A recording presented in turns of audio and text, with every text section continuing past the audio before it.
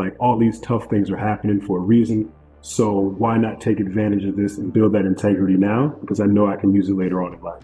It's got to start with me. If I want to be one of the best in the world at what I do, it's got to start with me. You woke up, you have another fucking day, you have another shot to completely reverse engineer the entire game, to completely close the old book and start authoring a new one.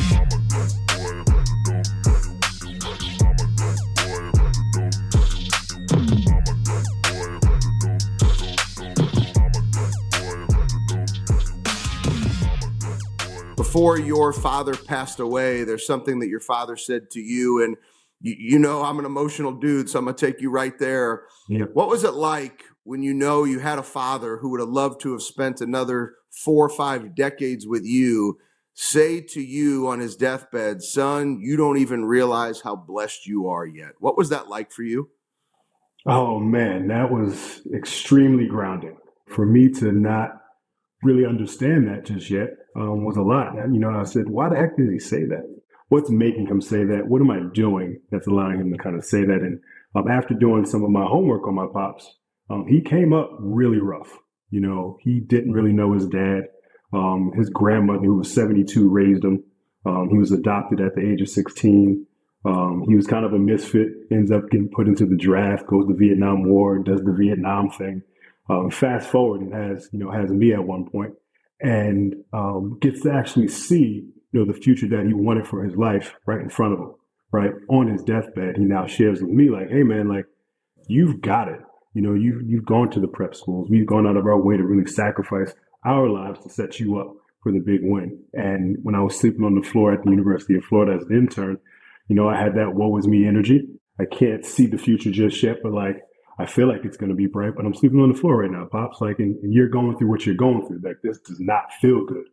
So for him to say what he said in that instance, again, this is probably 2 weeks before he passed away, and he knew he was going to go. For him to say that to me meant the world, because at that moment, I said, all right, he sees something that I don't see just yet, and I'm going to go out of my way to really double down on this opportunity because, he sees a blessing that I've got to be able to step into.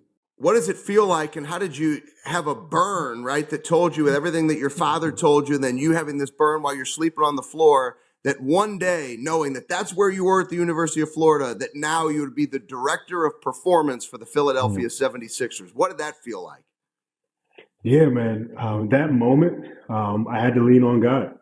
Step one was finding my belief system and like really pouring into it. God was everything. My mom and my pops raised me in an Episcopalian church.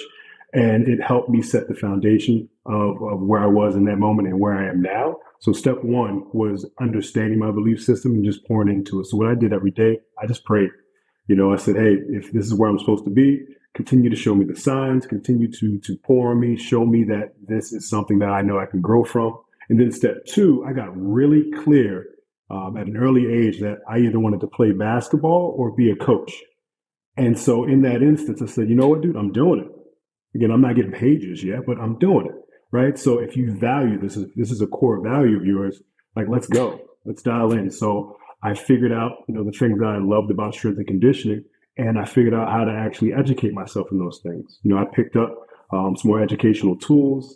I had a PlayStation and a TV, and I would go home after workouts, and I would literally watch. Gary Gray had a Gray Institute DVDs at the time. And I would watch like all 20 to 30 of them, week after week, and just continue to improve my craft until that next opportunity popped open, So I really leaned into my values. I made sure that I stayed prayed up. I figured out, in that instance, like all these tough things are happening for a reason. So why not take advantage of this and build that integrity now? Because I know I can use it later on in life. But this ownership and responsibility, I've found that to be such a key for individuals' performance on the mental side, the physical side, in the world of business and in sports. Why is an individual taking ownership and responsibility so important for them to drive their highest level of performance? I'm here for leadership, right? I'm here for growth. And so I would love for people to continue to take things from my journey. And the one thing I learned was the faster I took ownership, the faster people around me took ownership. Right. So as a team player, I said, you know what? I messed up on that thing right there. I could have did that better. I could have been more sharp. I could have been more prepared. So now the next person over is like, shoot, maybe I could have been more prepared, maybe more sharp, et cetera. I just think it's important to let it start with you as a leader. If it's successful or it's a failure, either way, you have to go out of your way to make sure that you take ownership, because it will be contagious. That is a positive, contagious attribute that you want to be able to adopt as a leader as you continue to grow. It's tough because a lot of people like to pass the buck. The way that sports is set up sometimes, especially professional sports, there's a lot of finger pointing. But what I've seen from a lot of the championship teams is, they look within. They figure out what they can do to help their team, right? If they're the best on the basketball team, if you're the best rebounder, how can I get 2 more rebounds, right? If you're the best scorer, how can I get a couple extra points? Why? Because my team needs me to score. If you're the best facilitator, how can I get more assists? How can I put myself in a position that allows me to be better than I was yesterday? And that's taking ownership of everything that you're doing, especially, on the business side. It's doing the same thing. It's making sure that you maybe get 2 extra calls in that day if you're on sales. Making sure that you're actually checking in, with your teammates and saying, all right, am I on the right track? Am I doing the things that's necessary for us to grow as a company? So it's vital. I don't think a lot of leaders at the lower level really understand that ownership is pretty much what the high performers are doing. They're just taking ownership of their life, and they're accepting the failures and the successes, and they're moving forward with that. Isn't it the basics? Isn't it the basic routines that make these guys great? Yeah, you know what? There's this philosophy that was dropped on me early on in my career, and I stick to it now. It's called KISS. Keep it simple, superstar, right? And it's worked year after year after year with, solid athletes to elite athletes. When I keep it simple, it allows me and that athlete to build a rapport that if we want to venture off in a certain direction, if we want to get a little more functional, a little more basketball specific, we can do that because we have a solid foundation, and they feel that, they see it, they understand it, they know the process versus, stepping into something that may be a little too complex. Again, we're still humans that like things to come to us very simply. And the one thing I've seen with the Joels, with Tyrese, Dames, everybody really, their bodies absorb the most basic exercises.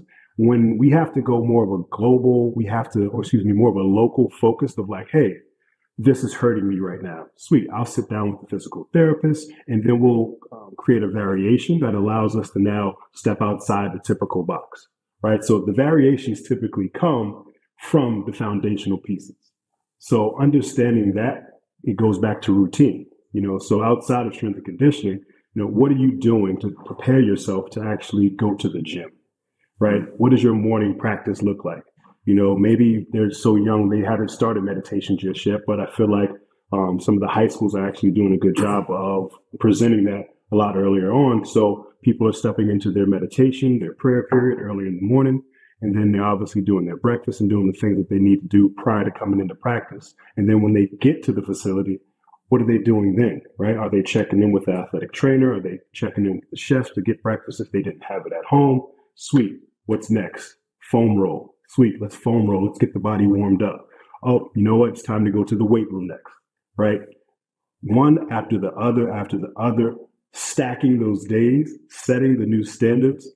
Every level that you go, you have to be able to set that new standard. It's impossible to thrive on the next level of your life and your career if you don't set that new standard. And it comes from the old routines that you've actually established and the principles that you've built up. Because I always talk about the seduction of success. Like if you win a football game, if you ever want to win another football game, you have to repeat the disciplines that caused you to finish and win the first one. And then you have to break down the pieces of the game film that are your opportunity to improve.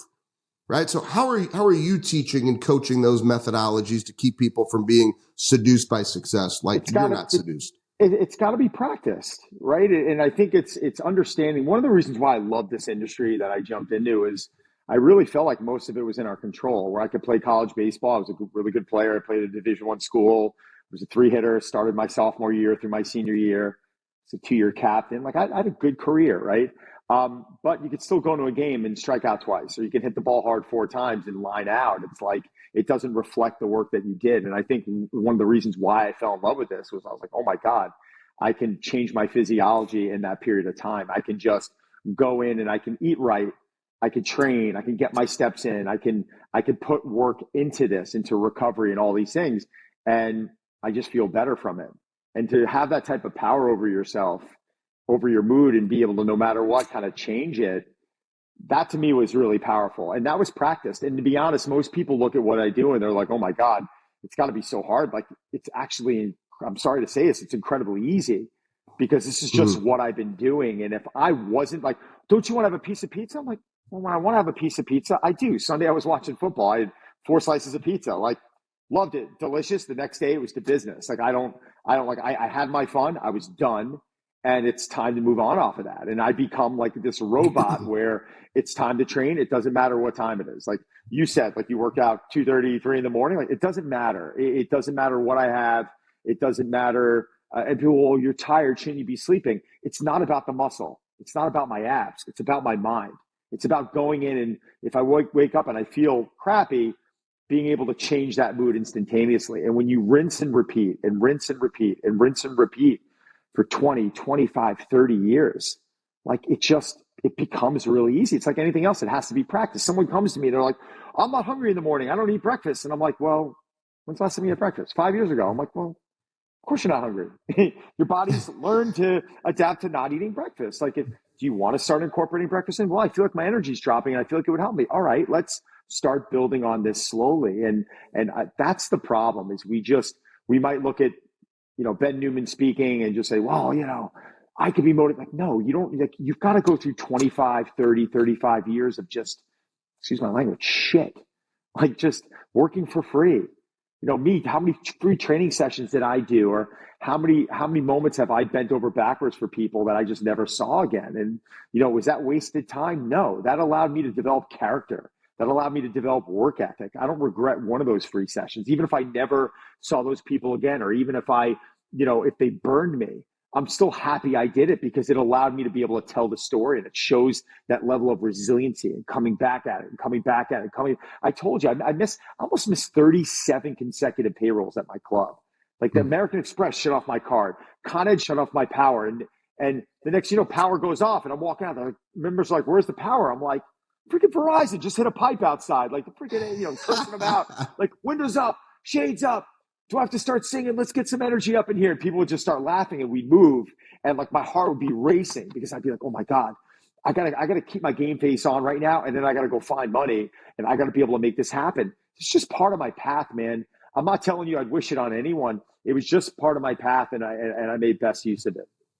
Yeah, it's incredible, the adversity and challenge that you've shared and alluded to. But there's one thing that you said when we were together down in Austin for the event. And it wasn't just to me. I mean, it was to everybody. Sure. And you said this, and when I heard it, I maybe heard it differently than everybody else. I really like to pay attention to the details. You said you haven't missed a workout since 1996. Yeah. And so when everybody hears, wait a second, he missed 37 payrolls, he did this, like, wait a second, like, how did this guy keep it together? Like, I say standard over feelings all the time. I mean, for most people, that breaks you, destroys you, and you never come back again. But what I hear is he still worked out every day. He still did the little things every day. He still trained the people that were counting on him you still showed up. How important is it for people to continue to show up when you get your teeth kicked in life? It's some people will go to the bottle. Like, I would go to training. I remember the day my wife, my wife had our first kid, and I'm literally running out of the hospital the next morning at 5 a.m. to go to the gym. It was a conversation I had with her early on, and I'm like, listen, I don't know if you're ever going to understand how I tick, or there's certain things that you got to accept. This is who I am, and I need this, and I'll run through walls if I can get this in. But if you're sitting here trying to put shackles on me or keep me from doing these things that I need to do to focus on myself, well, people think of that as selfish. I think it's selfish to let yourself go. I think when you let yourself go, suddenly you're not leading by example for your children. Suddenly you're not able to be there and have that mood that you need to have for your partner, and be able to deliver in life and in business. And like, if I didn't have that stuff, I'm not going to be the dad I am. I'm not going to be the person that I am. So I think I recognized at a really early age that it's going to sound really terrible right now. I'm putting it this way. I'm keeping it real with you. Like, I was my most important client. I would never, ever, ever book anyone over me. If I had 10 sessions booked out during the day and I had an hour and a half block to train, it could have been the most famous person on the planet. I would not take them on. I didn't care. I knew the importance. I knew if I let myself down like that, I would never be able to lead by example. It would never be believable. People would just look at me and I'm just some other guy. Like, part of what put me on the platform that I was put on was my discipline and the type of person that I am. They realized that I wasn't in it for the social media. I wasn't in it for the press. I was really in it to help them improve. But it's got to start with me. If I want to be one of the best in the world at what I do, it's got to start with me. I got to lead by example on my own business card. So. I mean, this is the stuff that like people need to hear, because whether you're a CEO and you're running a company, whether you're a head coach of a team, people lose sight of the importance of being the example. And that's not you being selfish. That's you saying, if I don't honor that workout, I break the string that goes back to 1996. I become a fraud, and I will not stand in front of you and be a fraud when I'm supposed to be your coach and hold you disciplined and accountable. At the end of the day, stop talking about the athlete that you once were. These kids are not going to listen to you if you're not disciplined yourself. Nobody's going to be moved to take action by the guy who tells the story about what he used to do 20 years ago. We have to continue to do the work. See that you're not seduced by success. There's a fire that comes inside of you. Where does that come from for you? Why do we experience this fire that comes from you? I thought for 30 years of my life, it was the status, it was the checking off the boxes of the financial acumen, of the business success. And it took almost 40 years for me to understand that the game that I'm playing is the game of life. Literally waking up is the single greatest gift that I've got. And it's not some hokey pokey, airy fairy, like mystical, magical thing. The reality is the money game's an easy game. The business game's an easy game. It's the fact that I get to wake up every single day. I can't even tell you how many people in the last 2-3 years that have passed away that were close to me. And I realized like my clock is ticking. So I truly became obsessed with life. Not like, I love the money, I love the business, I love the game, I love the competition, but fucking life, like realizing I'm living this one-dimensional reality and there's millions of destinations around the world that I haven't visited yet, places that I haven't seen, books that I haven't read, people that I haven't talked to, people that I haven't had a chance to sit down and smoke cigars with, and it just became this insane obsession to squeeze every single second out of every single day and make it like the best fucking moment that I could even fathom. The way that we show up, it's a level of intensity. It's not for everybody. Right. But I always say to people, like, is it so bad if Sean gets so fired up? You sign up for Lions Not Sheep. You sign up for his program. I've seen the map. I mean, it's like all over the freaking world. You have people joining you. So you sign up. Sean's not going to tell you it's going to be easy, nor is he going to say it's one little discipline and here you get this result. But people still resist and fight the fact that it will take great discipline with great consistency over long periods of time that some people can't accept. What do you tell these individuals who, even when you say it, they still fight it like, no, Sean, I signed up for your program because like I was supposed to like do this once or pay you one monthly fee and I grow by 100 times over. Yeah. I struggle sometimes with this because I am somebody that's so obsessed with life because I lived on the opposite side. I was the guy that worked 20-hour days who ran himself into the ground. I almost blew my brains out. I literally contemplated suicide for almost a year of my life. Like, why was I even here? And so I look at people and it's a struggle for me, truthfully, because I want to shake the shit out of them and be like, dude, you fucking woke up today. Stop being a bitch. Like, go to fucking work. You got a dream. Go fucking live that dream. Yeah, but, and it's a struggle for me. And I'm sure as you look through, a lot of people through the ages who have become high performers, when you're empathic and you truly see the greatness in what people can become, it's hard to watch them play small. But I also realized a couple of years ago, if Michael Jordan was going to be the best, he wasn't going to be like nagging players to become better. He was like, look, motherfucker, you either rise or you're off the fucking team. That's what it is.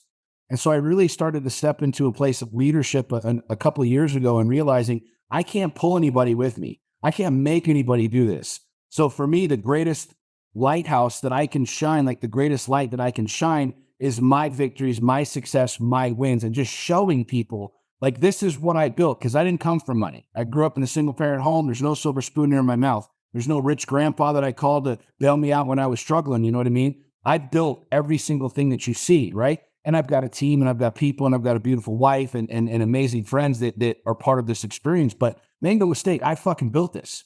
And so for me, knowing like what's possible, it's a struggle at times, because I truly, like, I want to grab people, like just smack them in the face and be like, dude, wake the fuck up.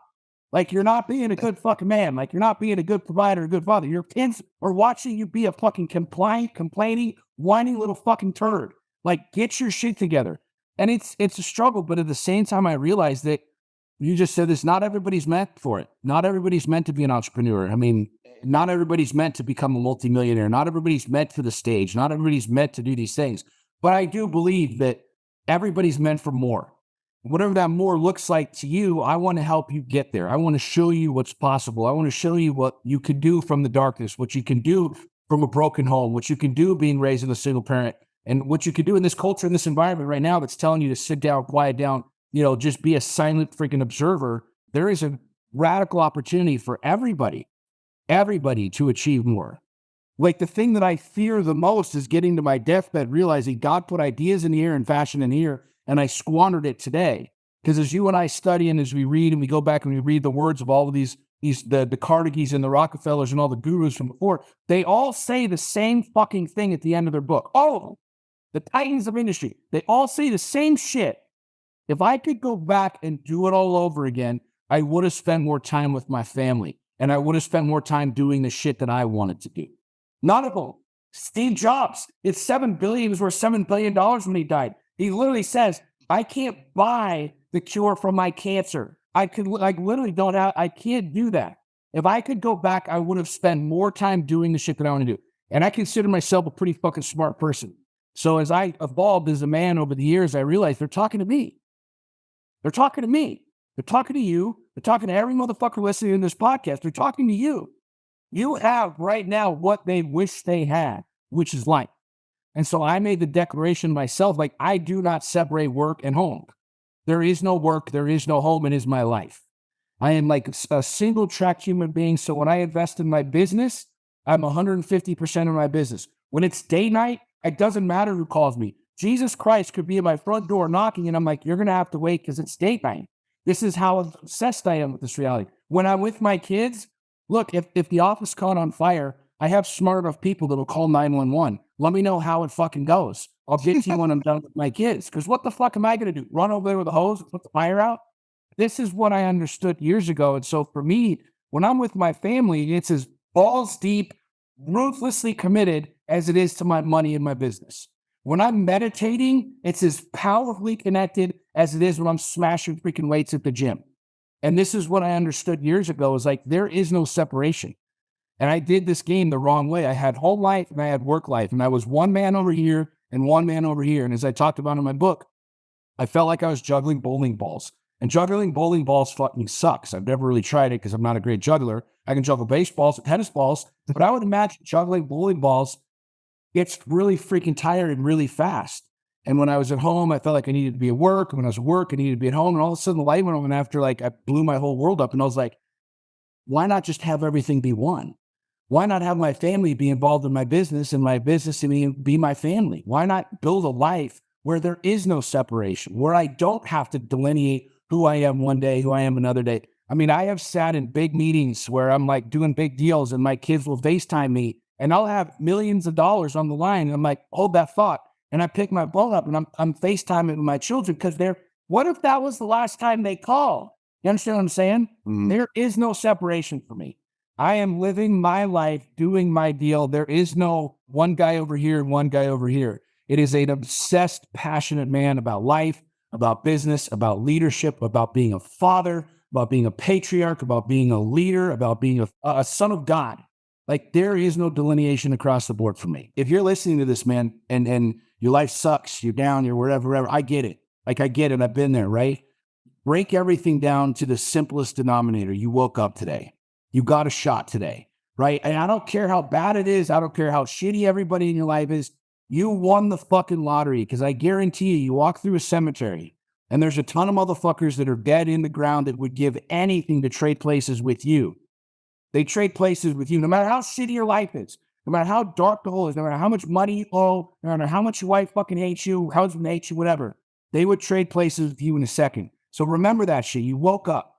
You have another fucking day. You have another shot to completely reverse engineer the entire game, to completely close the old book and start authoring the new one. It is completely 100% up to you.